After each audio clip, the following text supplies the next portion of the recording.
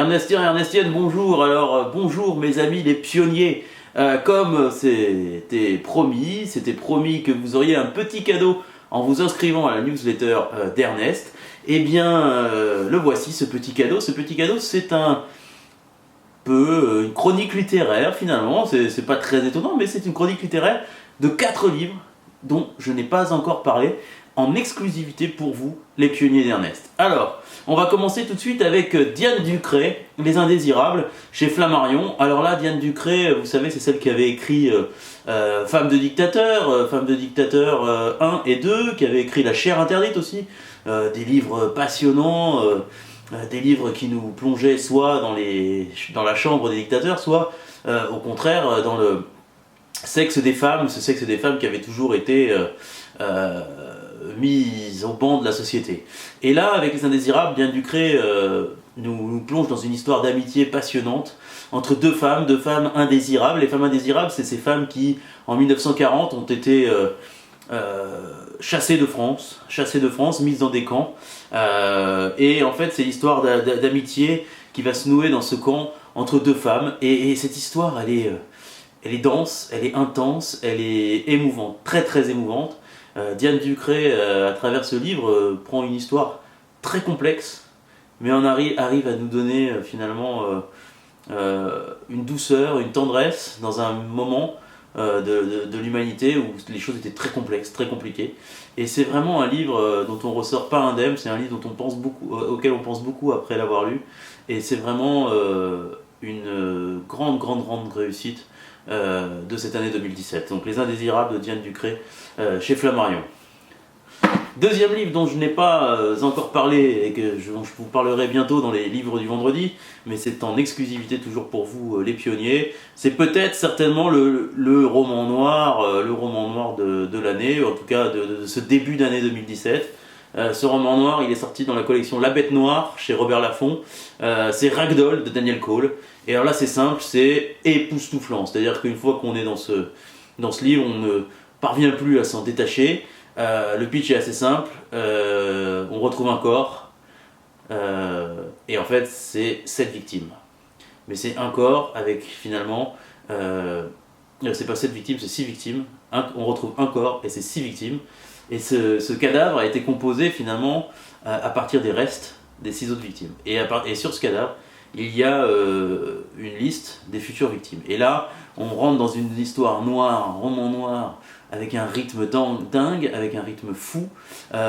L'écriture est vraiment très cinématographique, au cordeau. Et on passe un moment, mais d'une grande finalement d'un grand suspense et d'une grande joyeuseté littéraire, parce qu'on est happé par cette histoire de Ragdoll de Daniel Cole chez Robert Laffont, La Bête Noire. Troisième livre dont je n'ai pas encore parlé et qui, à mon avis, aussi sera l'un des livres dont on se souviendra dans cette année 2017, c'est New York Odyssey de Christopher Jansma chez Rue Fromentin. Alors là, c'est finalement la génération des 30-35 ans. Ils sont à New York, ils sont amis, ils croquent la vie à pleines dents. Et un jour, l'une des amies de la bande apprend qu'elle a un cancer. Et finalement, tout s'effondre. Et on se rend compte que finalement, la futilité de la vie est parfois dramatique, tant on oublie de penser aux autres, tant on oublie de vivre quelque chose de fort avec eux. Et c'est ce que raconte ce livre de Christopher Jansma, New York Odyssey. Et surtout, ce qui est assez dingue, c'est que c'est aussi un portrait de génération très très bien fait, avec cette idée que finalement on est dans ce monde numérique, dans ce monde virtuel, dans ce monde du contact permanent, de la communication permanente, et finalement est-ce qu'on connaît bien les gens qui sont autour de nous? C'est une vraie question. New York Odyssey, Christopher Jansma chez Rue Fromentin. Et enfin, dernier livre pour vous mes pionniers, pour vous mes pionnières. C'est un premier roman qui s'appelle La Nuit pour adresse de Maud Simoneau et qui vient de paraître chez Gallimard.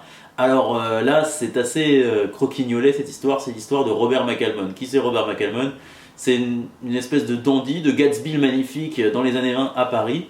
Et qu'est-ce qu'a fait Robert McCalmon? En fait, Robert McCalmon, sans lui, il n'y aurait pas eu James Joyce, il n'y aurait pas eu le Ulysse de James Joyce, il n'y aurait pas eu le Hemingway, il n'y aurait pas eu plein de grands écrivains de la belle époque des années 20 en France, et à Paris notamment. Et finalement, cette histoire de Robert McCalmon se lit comme un roman passionnant. On a des fêtes au Dôme à Montparnasse, on a finalement tout le Paris de cette belle époque. McCalmon, c'est un mec qu'on a envie de connaître parce que c'est un fêtard, quoi. On a envie de faire la fête avec lui. Donc évidemment, Ernest ne pouvait que soutenir ce livre, non seulement parce que il a une résonance avec Hemingway, mais aussi parce que c'est un très très très bon livre. C'est écrit d'une manière très agréable.